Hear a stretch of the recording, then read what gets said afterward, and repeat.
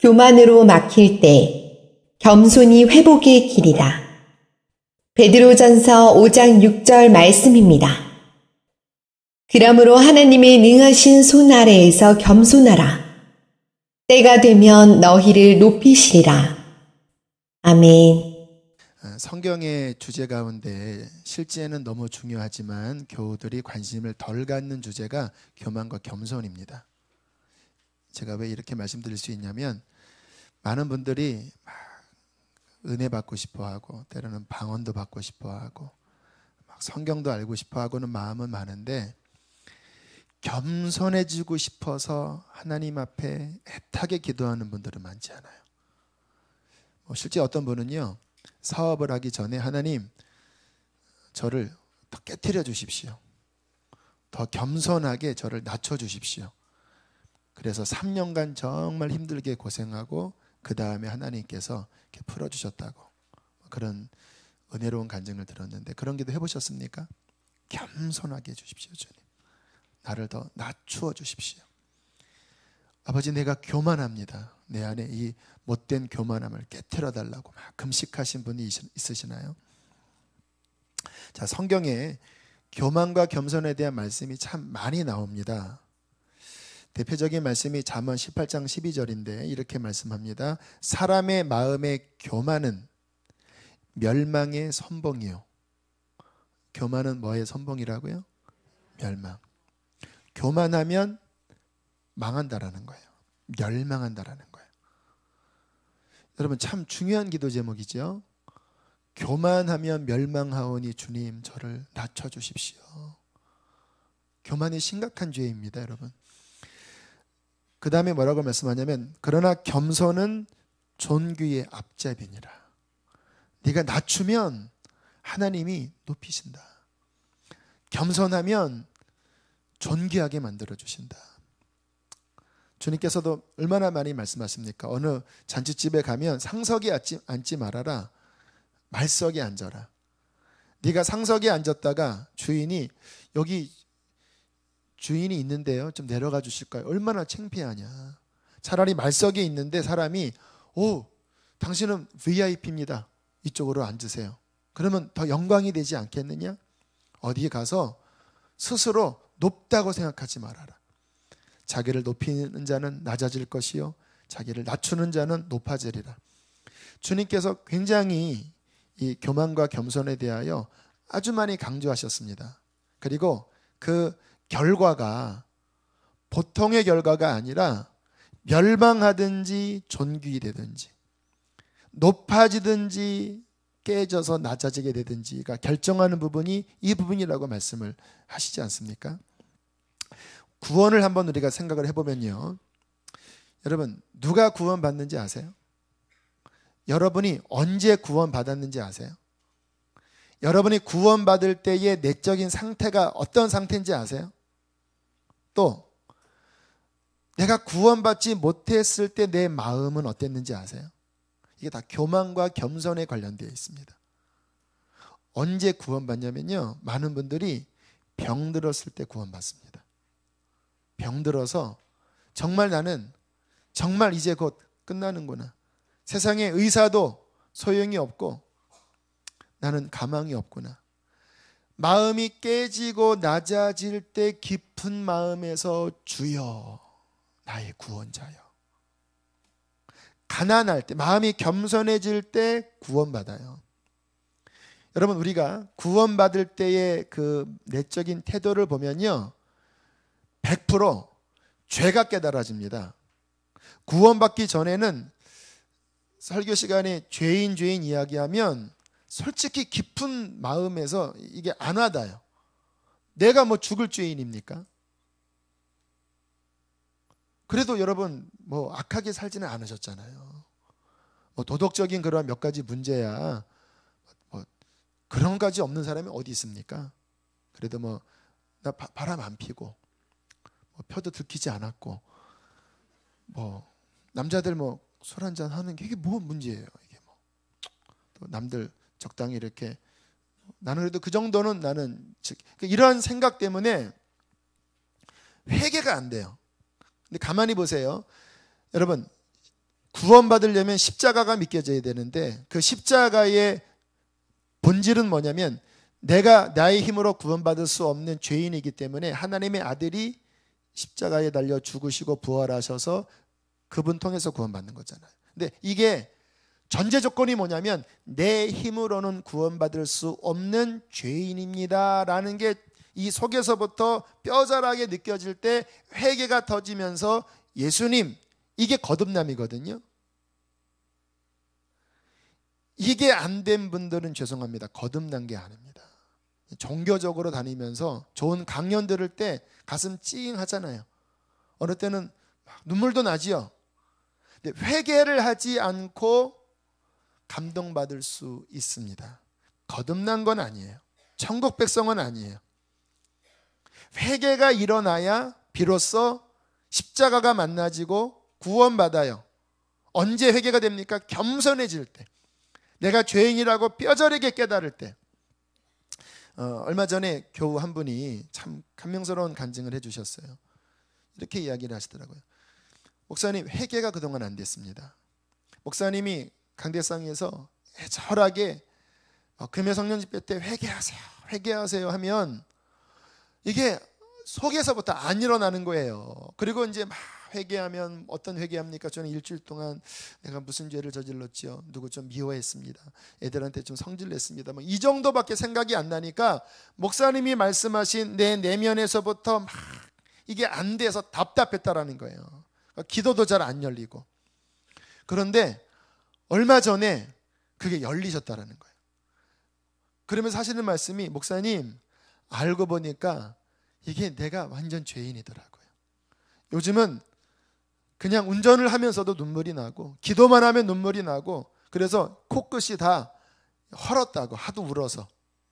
그러면서 하시는 말씀이 기도의 문이 열리고 그전에는 성경이 안 읽혀졌는데 이제는 성경도 읽혀지고 얼마나 감사한지 모른다고. 자, 어떻게 변화가 일어난 것입니까?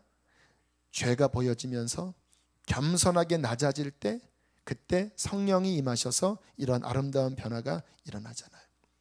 여러분, 겸손해야 구원받습니다. 만약에 아직 회개가 안 된 분이 있다면 기도하세요. 하나님, 내 죄를 알게 해달라고. 이 깊은 데서부터 정말 뼈저리게 깨닫고 십자가 아니면 내가 구원받을 수 없는 주님 그 은혜를 달라고 기도하시기 바랍니다. 자, 예수님께서 누가복음 4장에 보면 이제 첫 사역을 시작하세요. 근데 그때 회당에 들어가셔서 성경 두루마리를 하나 달라고 했습니다. 그랬더니 회당에 있는 사람이 두루마리 성경 이사야서를 갖다 줬습니다. 주님께서 딱 쭉 피시더니 이런 말씀을 읽으셨어요. 주의 성령이 내게 임하셨으니 이는 가난한 자에게 복음을 전하게 하시려고 내게 기름을 부으시고 나를 보내사 포로된 자에게 자유를, 눈먼 자에게 다시 보게 함을 전파하며 주의 은혜의 해를 전파하게 하려 하심이라 하였더라. 그러면서 딱 성경을 덮으시더니 오늘 너희 귀에 이 말씀이 응하여졌다. 수백 년 전 예언한 그 구원의 날, 은혜의 문, 이제 내가 공생을 시작하면서 열렸다. 눈먼 자는 보게 될 것이고 저는 자는 걷게 될 것이고 가난하고 실패한 자들에게 아름다운 소식이 전해질 것이다. 이제 문이 열렸다 하면서 예수님께서 하나님의 아들로 구원의 엄청난 선물의 보따리를 들고 이 땅에 공생애를 시작하셨어요. 근데 여러분, 성경을 가만히 보세요. 모두에게 구원의 문이 열렸는데 그 구원의 은혜를 첫 번째로 받은 사람이 누군지 아세요? 복음서마다 조금 다르긴 하지만 이렇게 보면 귀신 들린 사람이 예수를 먼저 알아봅니다. 예수님이 나타나니까 막 기겁을 하면서 하나님의 아들이여 하면서 막 벌벌벌 떨어요, 귀신이. 그리고 주의 명령으로 귀신이 쫓겨나면서 거듭나고 주님을 만나게 됩니다. 여러분, 귀신 들리고 정신병 걸렸으면 세상에서는 소망 없는 거잖아요. 그 사람에게 먼저 은혜가 들어간다는 사실이 왜 그랬을까요? 또 성경을 가만히 보면 누가 은혜를 받냐면 병 걸린 사람들, 주님이 주로 만났던 대상들은 힘이 없는 사람들이에요.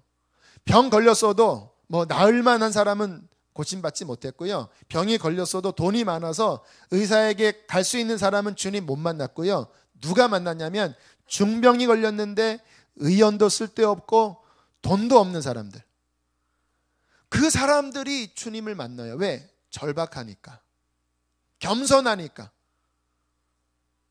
누가 주님 만납니까? 죄인들이 주님 만났습니다. 그 당시에 손가락질 당하는 창녀들, 그리고 남의 등쳐먹는 세리들, 이러한 사람들이 주님을 만난 거예요.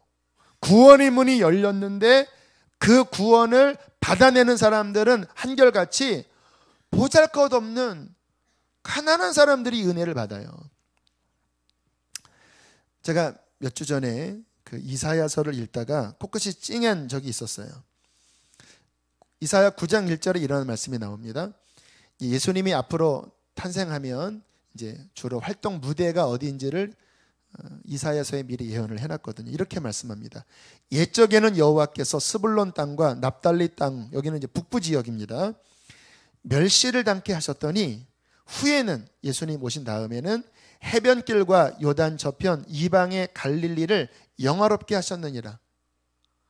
이 말씀을 읽는데 갑자기 제가 코끝이 찡해졌습니다.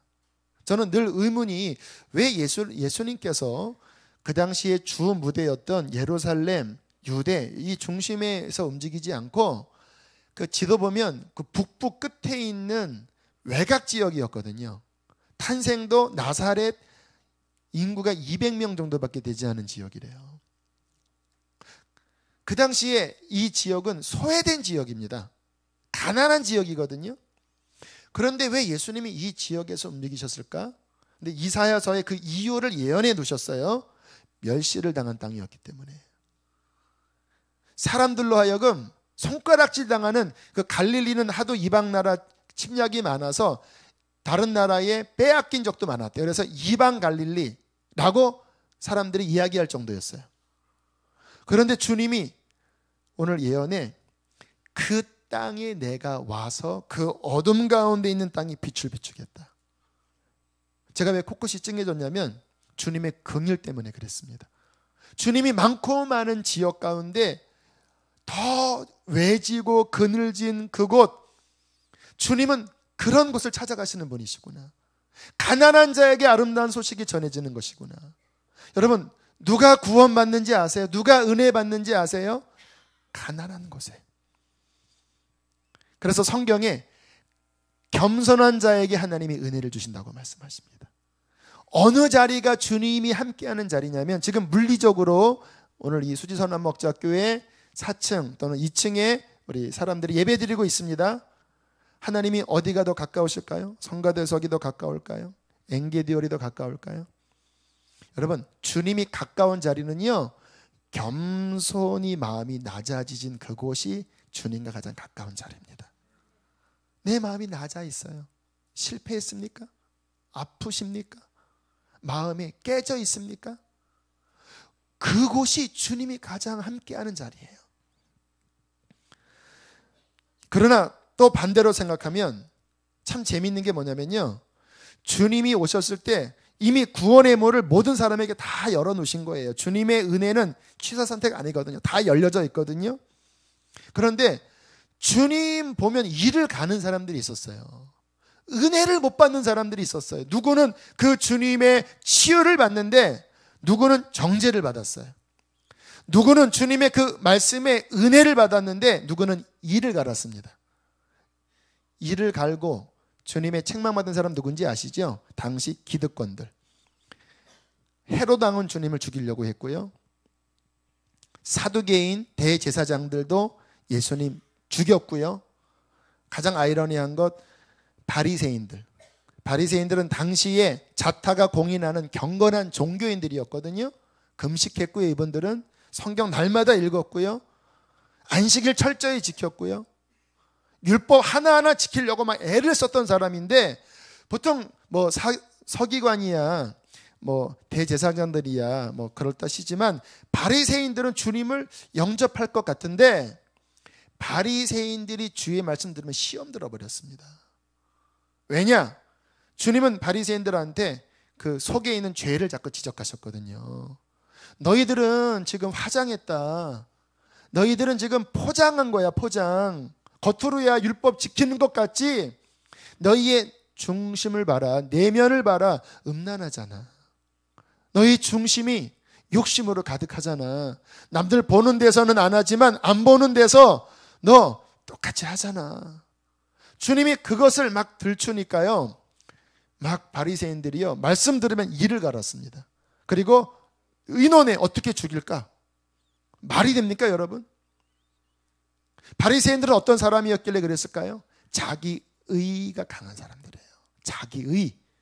자기의가 곧 교만입니다, 여러분. 여기 혹시 뭐 세상에 죄는 짓지 않지만 자기의에 빠진 사람이 있나요? 옛날에 어떤 분이 그러더라고요. 본인이 신앙 별로 없었을 때 잘 살았대요. 근데 자기의 친족 중에 신앙이 있는데 못 사는 사람이 있었대요. 도와줬대요. 어떻게 도와든지 아세요? 도와주면서 에휴 믿으면 뭐해. 맨날 나한테 손 벌리는 거야. 겉으로야 이렇게 받으세요 이렇게 하는데 속으로는 에휴 도와주면서 죄 짓는 거예요. 자기의. 여러분, 우리의 신앙생활에, 우리의 삶에 교만과 겸손은 작은 부분이 아닙니다. 여러분, 교만하면 하나님과 멀어집니다. 인간관계도 마찬가지지요. 여러분, 우리 인간관계 안에서 성경 잠언에 어떤 말씀이 있냐면 교만하면 다툼이 일어난다는 말씀이 있어요. 왜 내가 부부 안에, 또 내 주변에 있는 뭐 교우들 안에, 또는 직장에서 왜 자꾸 화가 나고 왜 자꾸 다툴까요? 여러분, 그 원인이요, 어쩌면 마음이 교만해서 그럴 수 있어요. 지난 한 주간 오늘 말씀, 어떤 말씀을 전해야 되나 기도를 하는데 주님이 이 부분을 짚으시더라고요. 교만에 대해서 몇 번의 여러 가지 루트를 통해서, 뭐 메일, 뭐 카톡, 여러 루트를 통해서 동일한 메시지였습니다. 교만, 겸손. 지금 우리의 삶에 관계가 어렵고 영적으로 침체되고 설교를 들어도 어느 순간부터 은혜가 안 되고, 물론 이 부분은 뭐 제 탓도 있습니다. 그런데 뭐 처음에는 되게 은혜로웠는데 어느 순간부터 잘 안 들리고 졸립고, 내 마음에는 자꾸 답답함이 일어나고 자꾸 원망하고 섭섭하고, 자꾸 누가 내 안에 분노가 가득하다면 그 이유를 다른 사람이나 환경으로 돌리지 마시고요, 하나님의 현미경으로 여러분의 내면을 보시는데 내가 혹시 교만 때문에 그러지 않나 살펴보시길 바랍니다. 여러분, 질문하겠습니다. 겸손하십니까? 한번 스스로에게 물어보세요. 나는 겸손한가? 한번 질문해 보세요. 시작. 속에서 뭐라고 대답하십니까? 또 혹시 내가 교만하지 않나? 시작. 속에서 뭐라고 대답해요? 자, 오늘 여러분들 설교를 위해서 시청각 자료 갖고 왔습니다. 매주가 아닙니다. 자, 이걸로 제가 교만과 겸손에 대해서 오늘 말씀을 좀 나누려고 하는데요. 자, 아셔야 됩니다. 도대체 뭐가 교만인지, 어디까지가 교만인지. 여러분, 교만은 뭐냐면요, 주제 파악 못하는 게 교만입니다. 주제 파악 못하는 거. 뭐 성가대에 지금 이렇게 있는데 지금 지휘자가 이렇게 하는데 갑자기 누가 막 지휘자님 뭐 그건 아닙니다, 뭐 이거 좀 제가 해볼게요 하면 그게 이제 주제 파악 못하는 거잖아요. 뭐 직장에서 부하 직원은 뭐를 시켰는데 본인의 영역을 벗어나서 자꾸 막 뭐를 막 해버리면 주제 파악 못하는 거죠.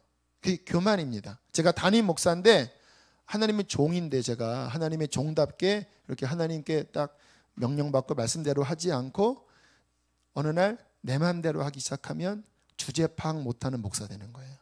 그게 교만입니다. 자, 그러면 우리 주제는 뭘까요? 성경에 흙이라고 말씀하십니다. 또는 피조물이에요. 피조물. 여러분, 우리가 겸손하려면요, 흙을 보면 돼요. 흙을. 이게 누구예요? 이게 누구예요? 이게 여러분, 나예요, 나. 여러분은 이것보다 낫지 않아요. 그래도 얘는 죄가 없지요. 여러분은 오염된 흙입니다. 우리는 죄인이에요, 죄인. 자, 한번 이야기해 보세요. 제가 나다. 시작. 이게 뭐 가치 있는 게 있나요, 여러분? 이게 어느 날 이 흙이 자신의 흙됨을 깨닫지 못하고 막 자기가 잘났다고 생각하면, 자, 제가 좀 이렇게 만들어 봤는데요. 자, 하나님이 이제 흙을 빚어서 피조물들을 만드셨죠.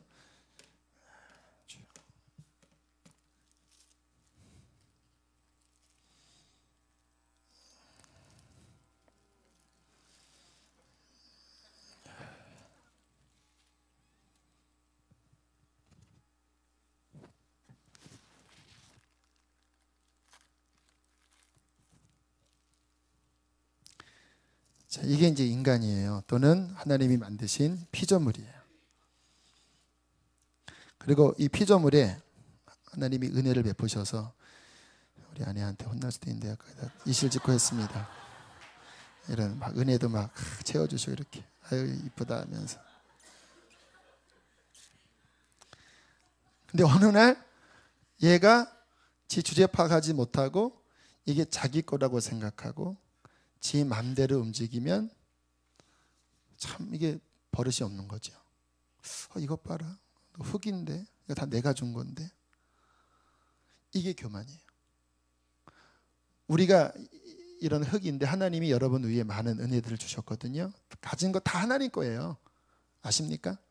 건강도 호흡도 여러분의 자녀도 재물도 다 하나님 건 거 아시죠?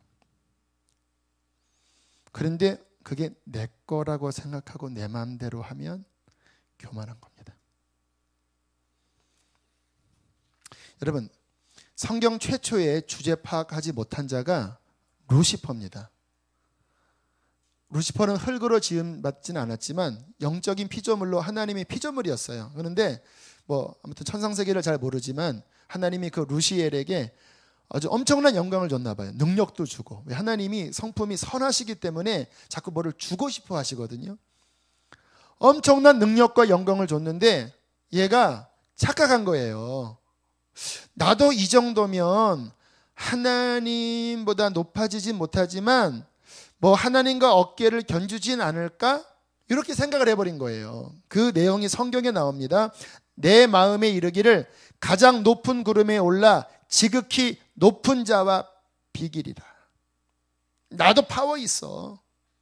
그 생각에 동조한 천사 무리들이 있었던 것 같아요. 그 교만이 쑥 들어가는 순간 사탄은요, 죄송하지만 한 번의 기회도 받지 못하고 곧장 천국에서 쫓겨나서 땅으로 떨어집니다. 성경에 뭐라고 나오냐면 그러나 이제 내가 음부 곧 구덩이의 맨 밑에 빠지리로다. 왜요? 주제 파악 못하니까. 하나님이 이런 것들을 채워주셨는데 내가 지극히 높은 곳에 올라 하나님과 비길까? 하는 그 교만함이 쑥 들어가는 순간 루시엘이 사탄이 돼버린, 마귀가 돼버리고 추종했던 동조했던 천사들도 타락해서 쫓겨나서 맨 구덩이, 앞으로 영원한 불못에 떨어지게 되는 거예요. 왜요? 교만 때문에. 왜요? 주제 파악 못하기 때문에. 여러분, 성경에서 왜 교만을 아주 강하게 다루는지를 아셔야 돼요. 작은 죄가 아닙니다. 저나 여러분이 흙임을 또는 죄인임을 파악하지 못하고 내가 뭔가 된 양 생각하면 그 생각한 만큼 하나님과 멀어집니다. 그 생각한 만큼 내 삶에 많은 문제들이 생겨요. 다툼이 일어나고요, 섭섭해지고요, 분노가 일어나고요, 자만해지고요. 여러분, 인간도 같은 상황이지요. 자, 인간의 창조를 보면요, 굉장히 오묘합니다. 하나님께서 흙을 빚어, 이게 우리지요, 사람을 만드시고 그 코에 뭐를 넣으셨습니까? 주의 생기, 주님의 호흡, 주의 영을 불어넣으셔서 인간은 하나님의 형상을 담은 흙이 되어버린 거예요. 흙은 흙인데, 본질은 흙인데 이 안에 하나님의 호흡, 하나님의 형상이 들어있어요. 그러나 조건이 있습니다. 이 인간이 본인의 흙임을 알고 겸손히 창조주를 의지하고 순종할 때 인간 안에는 하나님의 아름다운 형상, 하나님의 능력과 권위가 나타나는 거예요. 언제? 하나님을 뭐 할 때? 하나님을 뭐 할 때? 2부 때는 잘 됐는데 3부 때는 왜 이러지? 하나님을 뭐 할 때? 겸손히 의지할 때. 여러분, 인간 창조는 뭐냐면요, 흙입니다.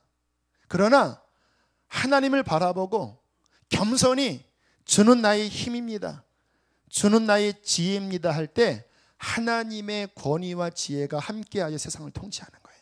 그래서 아담이 피조물의 이름을 지은 겁니다. 인간은 흙이지만 겸손히 하나님과 동행할 때 하나님의 자녀로서의 영광이 인간에게 나타나는 거예요. 그러나 언제나 조건이 뭐냐면 본인이 흙임을 알고 겸손히 하나님을 의지할 때입니다. 얘가 의지를 안 했나 보네.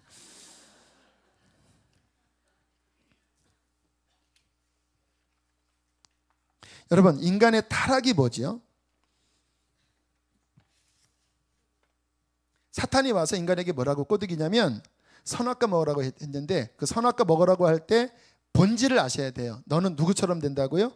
하나님처럼. 그 말은 뭡니까? 너 이제 하나님 의지하지 말고 너는 네 힘으로 살아라, 그 말이었어요. 너 흙이라고 생각하지 말고 너도 이 선악과 먹으면 하나님처럼 판단력도 좋아지고 하나님처럼 돼서 너 다 할 수 있어. 너 스스로 살아가. 이 타락의 본질, 죄의 본질은 교만인데, 교만은 뭡니까? 겸손히 하나님 의지하는 게 아니라 내 힘으로 이제 살아가는 거예요. 내가 하나님 되려고 하는 거예요. 여러분, 그렇게 살 때 무슨 일이 일어납니까? 이게 이제 자만심이 올라와서 내가 하나님인 줄 알고 이제 끊임없이 자기 명예 추구합니다. 내 이름, 누가 내 자존심 건들면 이거는 죽기보다 싫은 거예요. 왜? 내가 하나님, 내 이름 내려고 사는 건데 누가 내 명예를 건드려요? 누가 나한테 좀 싫은 소리 하면 막 못 견디고요. 누가 나보다 조금 더 잘난 것 같으면 배 아프고요. 질투나고요. 누가 좀 더 못난 것 같으면요, 무시하고요. 갈등이 일어나게 됩니다. 여러분, 이 인간관계, 특히 가정에서 가만히 보면요, 결국 교만 때문에 많이 싸웁니다. 결혼할 때도 보면요, 아예 이렇게 가난하고 못 사는 사람들은 어떤 면에서는 행복한 것 같아요. 그런데 이 사자, 뭐 판사, 뭐 의사, 뭐 변호사, 목사는 아닌 것 같고, 그런 사자 돌림은요, 이 자꾸 이 기준이 높으니까 뭐 열쇠를 몇 개 가져와야 되고, 뭐 그래도 뭐 예단은 이래야 되고, 이 교만함이 들어가니까 그렇게 싸워요. 뭐 파토 나는 경우도 많아요. 저는 16년 전에 결혼했는데요, 우리 둘은 겸손했습니다. 뭐 가진 게 별로 없었고 그냥 결혼하면 우리 집에 그냥 들어와서 얹혀 살기로 했다가 감사하게 목회문이 열려서 공주에 있는 한 40-50명 되는 교회에 부임하게 됐는데 사택이 있었던 거예요. 그런데 어디가 사택인지를 안 알려주더라고요. 좀 허름했나 봐요. 그래서 아마 처음 갔던 그날 이렇게 동네 한 바퀴를 한 10분 15분 걸었는데, 저기 그 무덤가에 그 내리막길에 있는 저 구석에 있는 파란 양철 지붕에 흙집으로 된 거기가 우리 집 같은 거예요. 그때 하나님의 참 영감인지 뭔지 모르지만 우리 집이었어요, 거기가. 근데 보니까 정말 옛날 집인데 바깥에 푸세식 화장실이 하나 있더라고요. 근데 그때 아내와 제가 바라는 건 하나였습니다. 화장실만이라도. 그 냄새 나는 곳 그 바깥에 그렇잖아요. 근데 나중에 그 교회 우리를 청빙했던 뭐 권사님 한 분이 보니까 화장실을 만들어 주셨더라고요. 푸세식 아니 수세식 화장실 그 안쪽에. 그거 보고 막 좋아했습니다. 우리는 그거 하나로 그냥 그 집에서 잘 살았어요. 이 지붕이 낮아서 장롱이 안 들어갔어요. 그래서 결혼할 때 그 장롱을 안 썼습니다. 행거 알죠? 행거에 그 커튼 치고 거기다가 옷 놓고 그리고 이불 놓고, 그래도 행복했습니다. 여러분 아세요? 너무너무 행복했어요. 마음을 가난하게 하니까 하나하나가 다 감사하고, 그렇게 처음에 낮은 집에 살다가 그 다음부터 계속 좋은 집으로 올라갔어요. 이렇게. 그 다음은 이제 교회 지하에서 또는 뭐 교회 이런 일반 상가 이렇게 쪼개서 여기는 예배당, 여기는 사택. 막 우리 아내가 막 너무 행복해. 내 평생 이렇게 좋은 집 처음이라고. 여기는 교회, 여기는 사택. 소리 다 들려요. 우리 아내 막 너무 행복했어요. 그러다가 부목사 아파트 막 이렇게 다 감사해요. 여러분 우리가 마음을 겸손하게 하면 우리의 삶의 감사투성입니다. 부부 사이에도요, 보통 갈등이 일어나는 게 서로 막 비교하고 뭐 니네 집은 어땠는데 막 이런 것 때문에 얼마나, 또 자녀한테 왜 공부 못하냐, 수준 낮추세요 이렇게. 그냥 어떠한 가정은 자녀가 그냥 살아있는 것만 해도 감사한 가정 많잖아요. 우리 안에 갈등이 일어나는 원인이 교만 때문에, 우리가 흙임을 깨닫지 못하고 우리가 뭔가 된 양 착각하면서 자꾸 마음이 높아지니까 우리의 삶에 얼마나 많은 문제들이 생깁니까? 여러분 우리의 신앙생활의 최대의 적은 교만인 거 아시죠? 우리가 그래도 다 회개하고 예수님 다 믿으셨는데요, 제가 가장 경계하는 게 뭐냐면요, 저 스스로 제가 자주 이야기하잖아요. 점점 나이가 먹으면서 모든 것들이 잘 될 때 내 마음이 섰다라는 마음을 가지면 저는 넘어집니다. 반드시 넘어져요. 아니 목사님 그래도 바르잖아요. 아닙니다. 제가 겸손하게 주님 저는 흙입니다. 저 주 없이는 살 수 없습니다. 이 상태가 돼야 매 순간 죄의 유혹이 오고 막 이것저것 찔러도 제가 겸손히 주님 붙잡으면 주의 은혜로 다 이기게 해주세요. 어려움이 있어도. 그런데 어느 순간에 교만해지면 주님 놓거든요. 그리고 내가 그러면 이제 뭐 나도 이 정도면 훈련 많이 받았고 나도 이 정도면 이제 경험도 많고 이 정도면 어느 정도 이뤘다고 생각하는 순간 주님을 놓지 않으면요, 내 안에서 일어나는 유혹, 바깥에서 치고 들어오는 사탄의 공격 못 당해냅니다. 그래서 많은 사람들이 여기서 넘어지는 거예요. 한때는 막 그렇게 막 불의 종이었고 뭔가 막 영광스러웠는데 왜 어느 순간부터 불이 꺼지고 왜 이상한 죄가 드러났는지 아세요? 그는 원래 흙이었는데 겸손의 주님 붙잡아서 주님이 영광 주시고 힘 주셔서 본인의 연약함을 계속 극복하고 나갔던 거예요. 그런데 어느 순간에 섰다라고 생각하는 순간 주님께 손을 놓으니까 본인 안에 이 문제 못 감당하는 것입니다. 성경에 우리에게 경고합니다. 따라합시다. 그런즉 선줄로 생각하는 자는 넘어질까 조심하라. 저에게도 주시는 경고고 이 교회에도 주시는 경고고 오늘 설교를 듣는 모든 사람에게 주시는 하나님의 경고입니다. 섰다고 생각하지 마세요. 혹시 신앙생활 하다가 은혜 많이 받으셨습니까? 하나님의 은사를 혹시 많이 받으셨습니까? 조심하십시오. 어느 순간에 그게 내가 잘났다고 생각하면 내가 하나님 돼요. 언제나 겸손하세요. 몇 주 전에 박보영 목사님 만났다고 그랬잖아요. 참 겸손한 고백을 하시더라고요. 기도하면서 하나님 주시는 마음을 저에게 이야기를 했는데 제가 그랬어요. 목사님 이야기해 주세요. 어떤 말씀을 주셨는지. 그랬더니 나는 하나님이 말씀하셨습니다. 이렇게 저는 얘기를 못 하겠대요. 그냥 겸손하게 이렇게 대화하면서는 이야기를 해도 이렇게 막 그렇게는 못 하겠대요. 제가 그 이야기를 듣고 이분 안에 겸손함이 있으시구나. 그런 마음을 느꼈어요. 여러분 영적으로 겸손하셔야 합니다. 직분이 올라가고 경험이 많이 쌓이고 많은 것들이 존귀하게 될 때 그때일수록 우리는 더 우리가 흙이고 우리가 죄인임을 기억하고 고개를 숙이셔야 합니다. 여러분 베드로가 왜 넘어졌는지 아세요? 베드로의 실패 사건, 그것도 보통 실패가 아니라 예수님 막 저주까지 했잖아요. 여러분 이게 창피한 일입니다. 초대교회 당시에 베드로는요 수장이었습니다. 대표 예수님의 제자였어요. 그런데 그 베드로의 실패 사건이 숨겨져서 나오지 않고 아예 그냥 다 까발려졌습니다. 사복음서 다. 그 마지막에. 제가 속으로 왜 베드로가 실패했을까? 이번에 주님이 명확하게 알게 하셨어요. 베드로는 자만해 버렸습니다. 다른 사람은 다 주님을 부인할지라도 나는 부인하지 않습니다. 나는 죽을 겁니다. 이게 진심이었지만 여러분, 진심이더라도 본인은 그거 못해요. 베드로는 이렇게 고백했어야 합니다. 주님 십자가를 지신다고요? 주님 따르고 싶습니다.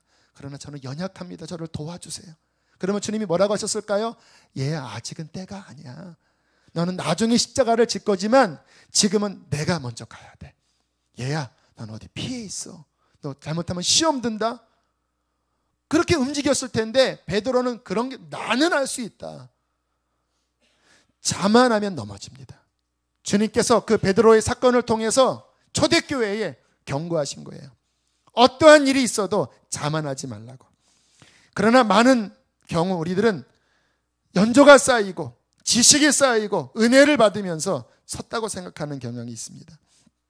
저희 교회가 3년 7개월 전에 이제 분리개척에 나올 때 선교사로 지원한 한 자매가 함께 동참했습니다. 그때 이제 청년 자매였는데 지금은 결혼을 했어요. 5개월 지났을 때, 그러니까 2011년 8월에 나와서 2012년 1월 둘째 주인가 요 바깥에서 저한테 그런 이야기를 하더라고요. 목사님, 저는 잘 할 수 있다고 생각했다고. 왜냐하면 훈련 많이 받았고 선교사로 헌신도 했고 선교사로 다녀오기도 했고, 그래서 이런 분리개척 나왔을 때 난 뭐 좀 잘 가서 뭔가를 할 수 있겠다 생각했대요. 근데 이게 문제가 뭐냐면 나는 훈련 받았고 나는 헌신했으니까 나는 잘하겠지. 여러분, 이거와 주님 훈련 받은 거 다 아닙니다. 주님 어떻게 이 교회를 섬길까요? 주님 지혜 주세요. 주님 도와주세요. 이게 다른 거 아세요, 여러분? 내가 교회 뭔가 섬길 때 나는 뭐를 했으니까 나는 하지 하면 뭐가 나갑니까? 자아가 나가요. 자아가 나가면 실패해요. 겸손은 뭡니까? 그동안 한 거 다 잊어버리고 주님, 매 순간 주님 아니면 살 수 없습니다. 주님 나의 지혜이십니다. 이게 겸손이거든요. 흙이니까. 그런데 이 자매가 착각을 한 거예요. 훈련받았고 선교도 다녀왔고 하면 되겠지. 5개월 지났을 때 저한테 뭐라고 이야기했냐면, 목사님 저 파산입니다 라고 이야기를 하더라고요. 그때 제가 1월 첫 주인가 둘째 주에 팔복 설교하면서 심령이 가난한 자 이야기를 하면서 심령이 가난하다라고 하는 원어의 의미는 파산 상태다. 파산. 나는 아무것도 할 수 없습니다. 나는 알거지입니다. 흙이 알거지죠 뭐.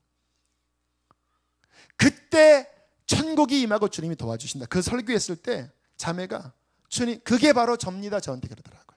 저는 파산입니다.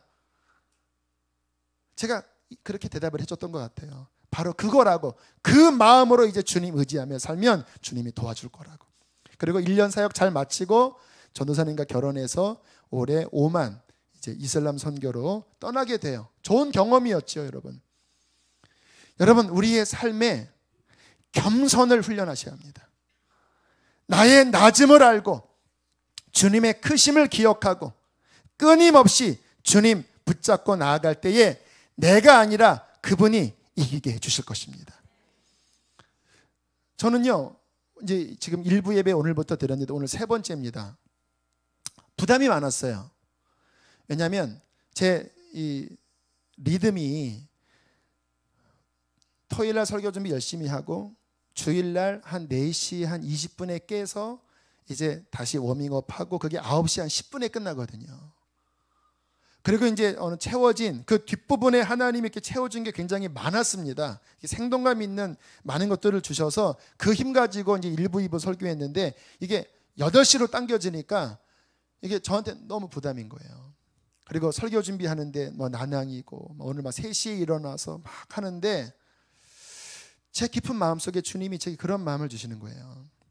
야, 너 지금까지 누가 도와서 여기까지 왔냐? 너는 흙이다. 네가 한 게 아니라 내가 했다. 겸손히 나를 의지해서 가라. 이 생각이 딱 오니까 갑자기 마음이 평안해지는 거예요. 인간의 부담이 내려놔지. 혹시 실패해도 설교가 잘 안 돼도 안 될 수도 있죠 뭐. 그런데 제가 안달하지가 않더라고요. 왜? 설교 실패하면 어때요? 물론 실패하면 안 됩니다. 멀리서 오시는 분들 저는 영적으로 공급해드리고 싶어요. 그러나 혹시 제가 실패해도 뭐 어떡하겠습니까? 그게 전데. 이거는 무책임한 고백이 아니에요.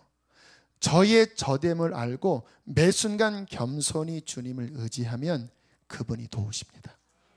그 믿음으로 사는 게 신앙인의 평안함이에요.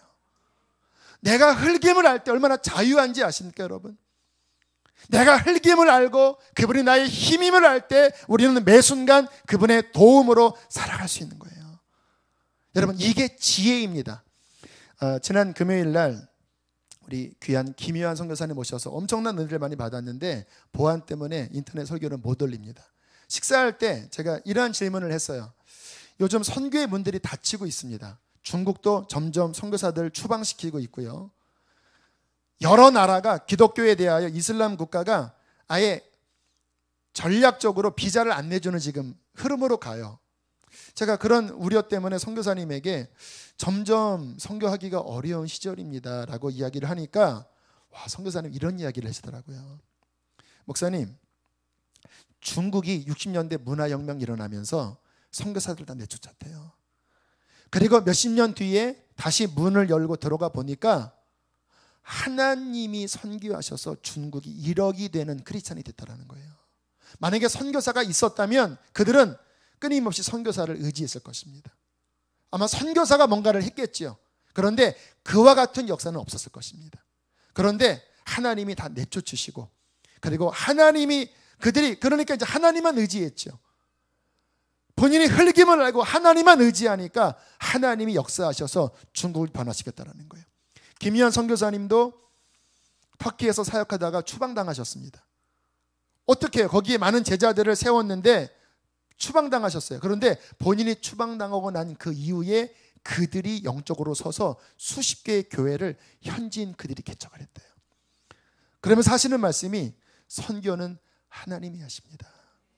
어떨 때는 하나님이 선교사를 보내사 일으키기도 하시지만 어떤 때는 하나님이 선교사들을 내쫓으시고 하나님만 의지하게 하고 하나님이 행하신다고. 여러분, 지혜입니다. 이것은 저와 여러분은 이 땅을 살아가면서 잘 될 때도 있고 어려울 때도 있을 거예요. 여러분, 혹시 어려울 때가 올 때 하나만 기억하시면 됩니다. 이 사건을 통하여 주님 겸손하게 해주십시오. 낮추세요. 여러분, 오늘 본문에 하나님의 능하신 손 아래에서 겸손하라. 지금 누가 너를 찌르느니? 지금 너의 삶에 어려움이 있니?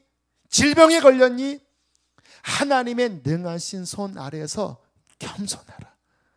겸손히 낮추면 때가 될 때 하나님이 높이신다고 말씀하십니다. 내가 고개 들고 높아지려고 하면 힘들어요. 그러나 나의 흙임을 알고 겸손히 낮출 때 그분께서 우리를 높이시고 채워주실 것입니다. 하나님께서 여러 환경으로 우리를 움직이십니다. 지금 다루시는 분들이 있으세요. 겸손하라고. 여러분을 힘들게 하는 분들이 있을 거예요. 겸손하라고. 그것을 기쁨으로 받으시고 하나님 앞에 납작 우리가 엎드려져서 하나님 앞에 정말 그의 영광을 드러내는 하나님의 흙들이 되시기를 축복합니다. 마지막 이 교회도요, 하나님이 계속 부흥을 시켜주실 거예요. 그러나 저는 붙잡습니다. 주님, 이 교회가 끝까지 겸손하게 하소서. 그래서 제가 드린 말씀처럼 다른 교회 섬기고 더 파송도 하고 더 분립도 하고 우리의 존재를 비로소 제대로 깨닫고 겸손할 때 이 교회 또 목사 우리 성도들이 끝까지 안전하게 가게 될 줄로 믿습니다. 함께 우리 이 시간 찬양하고 기도합시다. 우리가 잘 아는 찬양 몇 주 전에도 했지요. 십자가의 전달자. 이 가사를 보시고 여러분 마음에 진실로 고백했으면 좋겠습니다. 난 지극히 작은 자, 죄인 중에 괴수. 난 지극히 작은 자, 죄인 중에 괴수. 무익한 날 부르셔서 간절한 기대와 소망 부끄러워 부끄럽지 않게.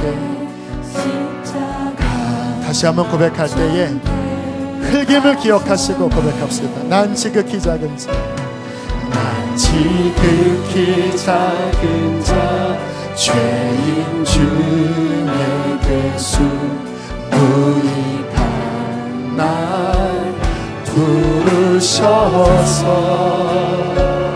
간절한 기대와 소망 부끄럽지. 십자가 전개하셨네. 십자가 전개하셨네. 어디든지 가리라, 어디든지 가리라. 주 위에 서라면 나는 전하리. 그 십자가 내 몸에 된 십자가, 그 보혈의 양이 온 세상 채울 때까지 살아도 주를 위해, 죽어도 주를 위해 살아 주구나. 난 주의 것. 십자가의 능력, 십자가의 소망 내 안에 주나. 다시 한번 흙임을 기억하고 살아도 주를 위해, 살아도 주를 위해 죽어 흙된 나를 주 앞에 드립니다. 살아 주구나. 난 주의 것. 십자가의 능력, 십자가의 소망 내 안에 주만 사시는 것. 난 지극히 작은 삶, 죄인 중에 괴수, 무익한 날 부르셔서 간절한 기대와 소망 부끄럽지 않게 십자가 전개하셨네. 우리 가슴에 손을 얹고 우리 한 가지만 기도합시다. 따라합시다. 주여 겸손케 하소서. 주여 낮아지게 하소서. 우리 주여 한번 부르시고 기도하시겠습니다. 주여 할렐루야. 살아계신 하나님 아버지, 하나님 우리 안에 겸손한 마음을 부으소서. 겸손한 마음을 부으소서. 겸손의 영을 부어주시옵소서. 우리를 낮추기를 원합니다. 우리를 낮추기를 원합니다. 낮아지소서. 겸손히 엎드리게 하소서. 내가 흙임을 알게 하옵소서. 우리 안에 있는 모든 미움들과 모든 분노들, 교만함 때문에 깨뜨려 주소서. 교만함들을 깨뜨려 주소서. 교만함들을 깨뜨려 주소서. 교만함들을 깨뜨려 주소서. 교만함들을 깨뜨려 주소서. 오 하나님 아버지, 오 하나님 아버지, 주님 우리 하나님, 우리 하나님. 여러분 왜 자존심이 상하셨을까요? 왜 관계 안에서 부부관계든 사랑과의 관계든 왜 자존심이 상했을까요? 왜 기분이 나빴을까요? 내가 흙이라고 깊이 생각하지 않은 이유 때문이 아닐까요? 낮아지면 걸릴 게 없습니다. 낮아지면 상처받을 것도 없습니다. 그러나 낮아지면 하나님이 은혜 주시고 높이실 것입니다. 이 시간 한 번만 더 기도합시다. 여러분 가족 간에, 이웃 간에, 친족 간에 자존심 싸움하는 것 때문에 주님 내가 상처받고 마음 풀지 않고 미워하는 마음들 회개합니다. 내가 흙임을 알게 하시고 누가 뭐라고 하면 그게 납니다. 그게 납니다. 주님은 나는 살 수 없습니다. 겸손하게 나아가는 십자가의 종들이 되게 해 주옵소서. 우리 한 번 더 기도하시겠습니다. 할렐루야. 살아계신 하나님, 우리 안에 있는 자존심, 우리 안에 있는 아버지 이 모든 상처들을 고백합니다. 회개합니다. 낮아질지어다, 마음을 낮출지어다, 마음을 낮출지어다. 주님, 우리는 흑인입니다. 우린 죄인입니다. 주님, 우리 하나님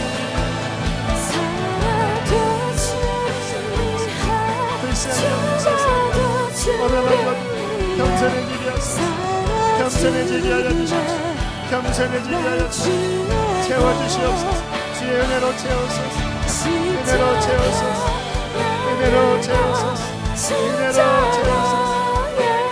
아버지 위로하여 주옵소서. 위로하여 주시옵소서.